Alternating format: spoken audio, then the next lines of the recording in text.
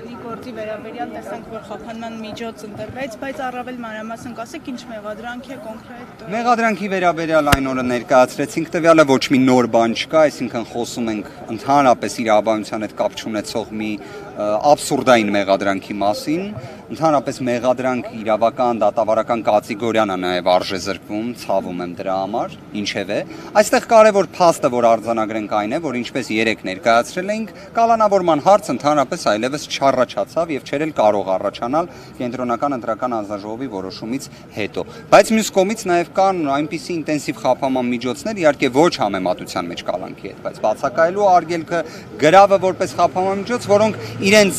այսպես ասած, դատավարական հեռանկարը չունեն եւ դրանց վերաբերյալ նաեւ դատավարական վերաբերմունք պետք է լինի, այդ թվում դրանց հնարավոր բողոքարկման մասով։ Սա է ուզում արձանագրել որևէ իրավաբանության հետ կապ չունեցող մեղադրանք է։ Ինչ ներկայացրել ենք, այսինքն տեսել ենք կենտրոնական ընտրական հանձնաժողովում, այդ աբսուրդի շրջանակներում է։ Միջոցները երբ կայացվեց, որտեղ է կայացվել։ Քննչական կոմիտեն է նշված գործողությունները կատարել, դատախազությունն էլ այսօր հայտարարությունը տարածել է։ Եվ այստեղ ինչն է հետաքրքիր։ Տեսեք, իրենք ի սկզբանե խոսում էին կալանքի մասին, չէ՞, նույնիսկ նման միջնորդություն էին ներկայացրել։ Ոնց տեսնում եք, երբ կալանք չի կիրառվում, դրանից արդարադատությունը, իրավաբանությունը